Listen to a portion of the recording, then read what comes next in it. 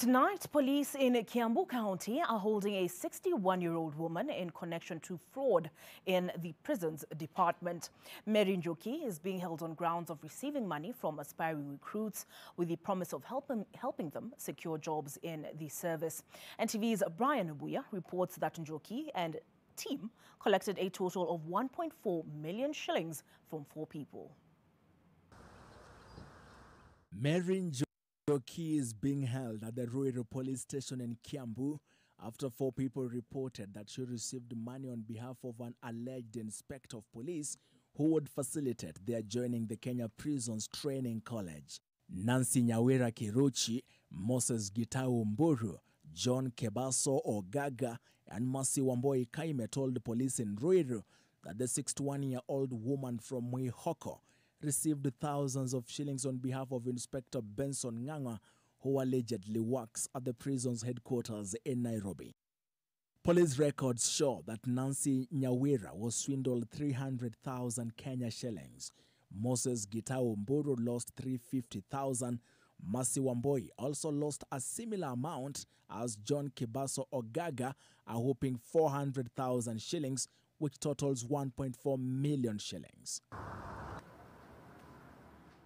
The Ruiru Sub-County Police Commander Cecilia Kemboi has told the NTV that police are seeking to hold Mary Njoki for a little longer with the view of unraveling what she says appears to be a well-laid-out and connected ring of con artists.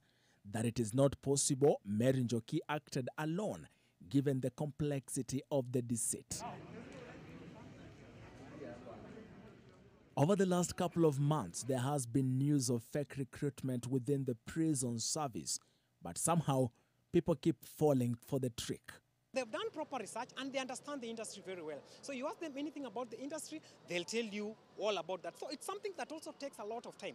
They're very smart criminals, and some of them actually do this work as a full-time job because that's what they do. They look at the newspaper, they look at the job that had been advertised, they look at the contact persons, they look at the emails so that they can actually modify them to be similar to what actually was advertised. So in terms of being smart and being so much urgent, they ensure that at the end of the day, you'll never have time to consult with other people because of the urgency.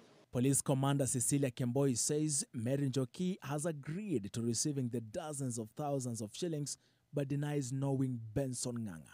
They realize that $1 million will cost us either 6 months in prison, then automatically the pleasure is actually higher than the pain. So they'll purely go for the pleasure, unlike the pain. But as a citizen, what actually people should actually look at is that if at all you are requesting for this particular documentation, at what basis the person you are contacting, their email addresses, their telephone numbers, do they have physical office?